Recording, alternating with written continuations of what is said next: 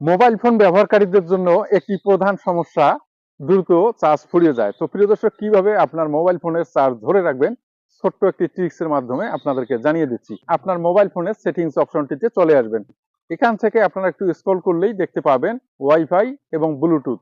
এই দুটি অপশন যদি আপনাদের অন থাকে আপনারা অফ করে দেবেন। কেননা আপনারা লক্ষ্য করবেন বর্তমানে কিন্তু এমন কোনো জায়গা নেই যেখানে আসলে ওয়াইফাই কানেকশন নেই। তো প্রিয় দর্শক, ওয়াইফাই কানেকশন কিন্তু পাসওয়ার্ড ছাড়া নেবে না।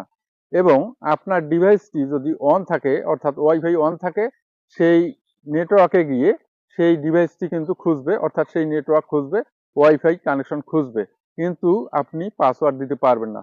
তো প্রিয় দর্শক, ডিভাইসটি যখন অটোমেটিকলি এভাবে সার্চ করবে, নেটওয়ার্ক খুঁজবে, আপনার কিন্তু চার্জ অটোমেটিকলি কমে যাবে।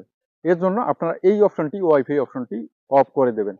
একইভাবে প্রিয় দর্শক, আপনার ডিভাইসে যদি ব্লুটুথ অন থাকে, অন্য ডিভাইস খুঁজবে আপনার মোবাইল ফোনটি, যার ফলে আপনার চার্জ দ্রুত কমিয়ে যাবে আপনার অজান্তেই। এর জন্য এই দুটি অপশন আপনারা অফ রাখবেন।